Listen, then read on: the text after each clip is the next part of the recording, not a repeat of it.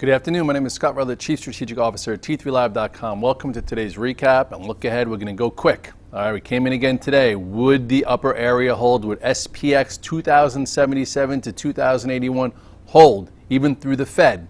And it did. Today was probably one of the most uneventful Fed meetings I've seen in a while. I actually thought they were a little bit more hawkish than dovish, but all over TV they were talking about how they're dovish, but we'll see which way that goes. But either way, let's just start getting through to a lot of the charts. You go real quickly to the S&P. Here is your resistance, okay, which that's one level. Here's a level that we actually touched, and then the question was, after we pulled back, what would we do?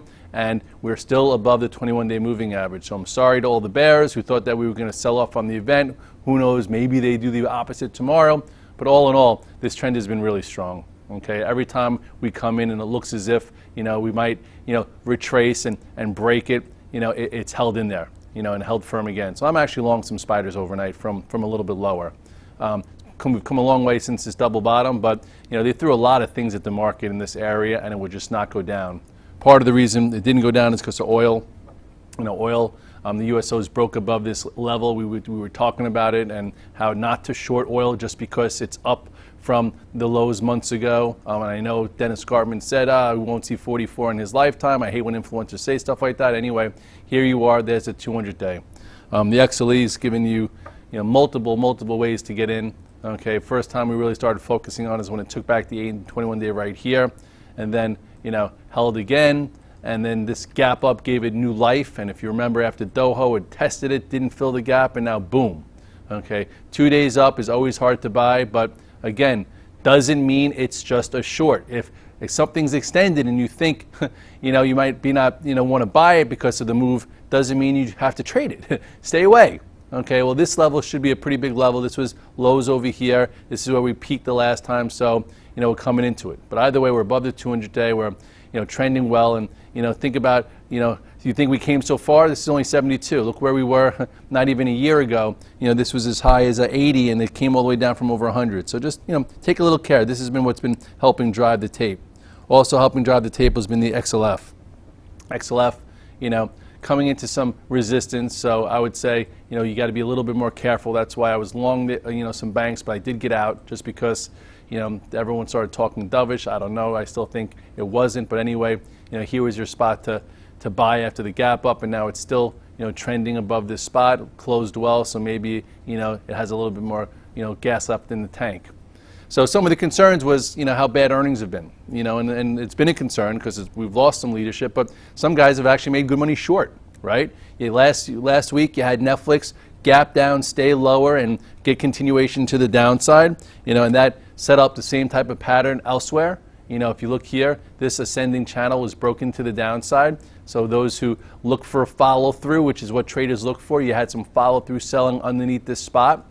So at this point, a little oversold, so I would be a little careful. Same way when you get extended from the moving averages, it's extended down from it. So hopefully you covered a little bit into there.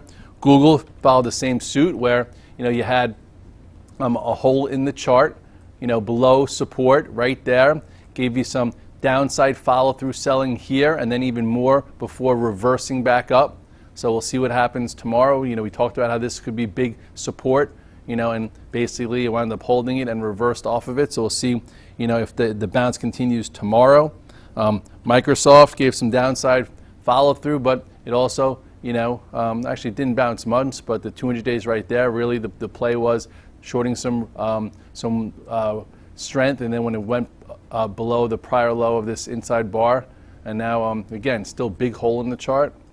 Today, I talked about Apple, and I said maybe I'll buy it against a 5, 15, 30-minute low just for a cash flow trade. That around that 96, 97 was big support. Apple did come off the lows, not by a hell of a lot, but if you didn't take it into it and you got out of your shares when it broke this ascending channel, this is why I said that this support. I drew two lines here. This was one line, okay, which it opened below, and then this is the other one, okay, and it basically, held right in there. And if you look at the 3-minute chart, which is what I used to trade off of, basically when it went above 97.10, that was my buy.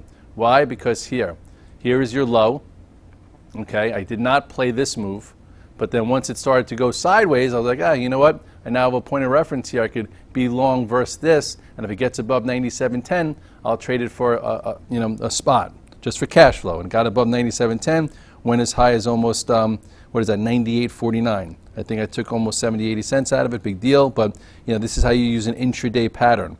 When you're not caught in, here is your 15-20 minute low. Showed some commitment, could have been a buyer tier 1, added to tier 2, sold some, held some, sold some, and then it did a whole lot of nothing the rest of the day. They got it almost back to where the option guys put their straddles in.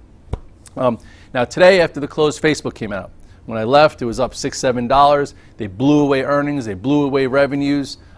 Growth numbers there, haven't seen that in a while. There was a lot of concern about ad spending, and basically at the end of the day it looks like someone got a little wind of it because it came up and gave you a doji bottom, or not even a doji, like almost a red dog reversal. If there was no earnings, it would something I probably would have taken long into it. So here is support, and now the question is, can anything have momentum and trade above this? This is a big area. Okay, so I would think maybe if it stays above 114 after hours, stay long. If it gets back below 114, take a little care. I know it was as high as 117 before I walked in here. So, if you took it long, congratulations. If you played it after hours, we were talking in the VTF how you probably could be a buyer up to 110-ish or so. And it happened fast, but that's what after hours trading is. And then tomorrow we'll see if it could hold 114 or after hours. And then really the momentum level is right here. And some guys were saying on the chat that they saw December 135s being bought, so maybe somebody got a little bit of wind. But overall, some big lift in Facebook if it holds and they don't have too many expenses on the conference call, et cetera, could bring some life back to tech. And I did go out long the Qs. I just figured I wasn't going to take Facebook into earnings, but this is a bit oversold here, so maybe there was a bounce play, and we'll see if it's up after hours. So I'm just long some Qs and spiders, and I have some options on which I don't even want to talk about, and I'll see what happens tomorrow. Big earnings tomorrow, Thursday. You have Amazon, you have a lot of bios, and we'll get into more of that then. I have to jump. Hopefully, I had a good day, and I'll see you soon.